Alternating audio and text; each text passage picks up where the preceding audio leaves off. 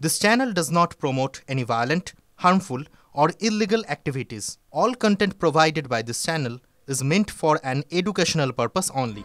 কোটি কোটি মানুষ নিজেদের কষ্টের উপার্জনের টাকা সঞ্চিত রাখেন পিপিএফ অ্যাকাউন্টে, যাতে বেশ কয়েক বছরে একটা মোটা অঙ্কের টাকা ফেরত পাওয়া যায়। এবার সেই পিপিএফ অ্যাকাউন্ট হোল্ডারদের জন্য বড় সুখবর দিলেন অর্থমন্ত্রী Nirmala Sitharaman.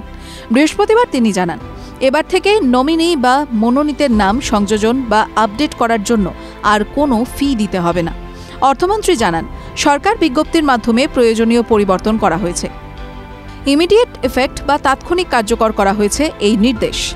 Public provident fund বা পিপিএফ এ টাকা রাখতে গেলে একটি পিপিএফ অ্যাকাউন্ট খুলতে হয়। ব্যাংকের মতো এই অ্যাকাউন্টের নমিনি থাকে, যাতে আপনার কিছু হয়ে গেলে সেই টাকা পাবে নমিনি। সেই নমিনির নাম পরিবর্তনের জন্য আগে অতিরিক্ত টাকা দিতে হতো, কিন্তু এবার আর তা করতে হবে না বলেই জানিয়ে দিলেন অর্থমন্ত্রী। আগে এই বাবদ বিবরণ আপডেট বা পরিবর্তনের জন্য আর্থিক প্রতিষ্ঠানগুলি 50 টাকা ফি নিত। 2018 সালে এই ফি নেওয়ার বিষয়টি চালু করা হয়েছিল, যা আবার মকুব করে দিল সরকার। সম্প্রতি পাশ হওয়া ব্যাংকিং সংশোধনী বিল 2025 অনুসারে আমানতকারীদের অর্থ নিরাপদ হেফাজতে রাখা জিনিসপত্র এবং সেফটি লকারের অর্থ প্রদানের জন্য সর্বোচ্চ 4 জনকে মনোনীত করা যায়। এই বিলে সার্গভ ইন্টারেস্ট শব্দটিকে নতুন করে ব্যাখ্যা করা হয়েছে।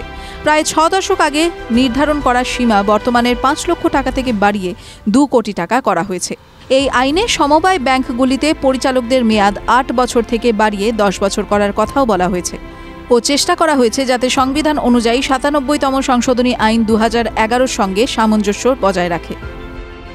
পিপিএফ সুদের হার।